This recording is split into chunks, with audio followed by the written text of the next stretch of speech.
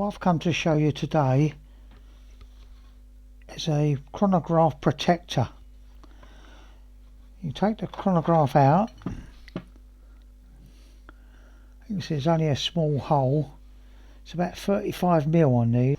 I've got my friend to make up and weld this up. Is a holder and protector. As you can see, the hole there is about 26mm, which is a lot smaller than the front of the holder here. So that when that sits in there, you can't really hit the chronograph, and you can if you want. I've got these bits on the side so that you can put a releasable cable tie through it. These cable ties, you can press the button there to release it, so you can lock it in like that. When you want to release it, you press the button and it comes off. I use these for a lot of things because they're very handy to be able to release them. That way you should never be able to hit your chronograph. You could make it a lot simpler just by having a piece of metal at about 3mm thick for air guns and bend it at right angles with a hole in to suit your chronograph. This one is made with quite thick steel because we intend to use it with a rimfire as well. But at long range, see, you can put this up at 50 yards and 25 and 75, or every 10 yards to get a chronograph reading of each energy level at that distance. Especially if you want to put your BC in and make sure it's accurate into one of the later scopes, that you can put the ballistic coefficient in so it adjusts for the range. Well, I'll release the cable ties by pressing it and undoing it. This one I'm pressing and undo that one as well. You can use just a longer one. In this one I've used two because you could just lock them together like that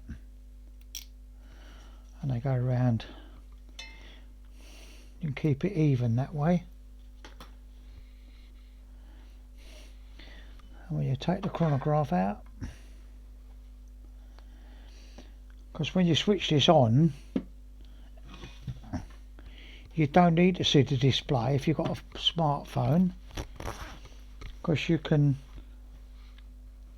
connect it by Bluetooth to your smartphone, which I'll show you. Turn it on.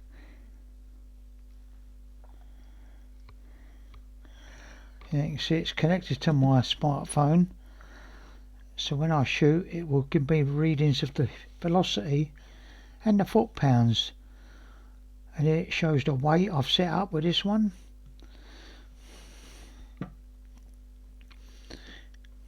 Press it that way, that gives you the ammo. You select the ammo, and then you go up to the ammo and across to set the weight. If it was 16 grains, you go to that, come back, and then you go to unit,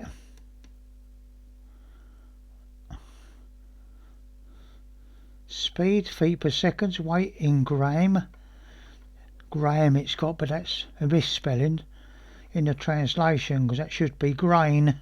And you go back, brightness, alarm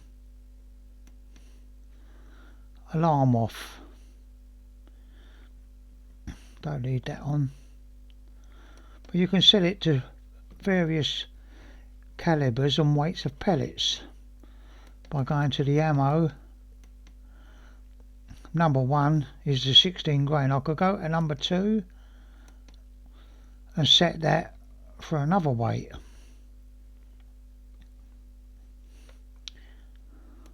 Go down to exit, and then you go back and you're ready to go. I I normally put it closer to the front, so there's less chance of getting hit. Because if you shoot at a side angle, you possibly can hit it anyway. Obviously you're not going to do that, I would hope.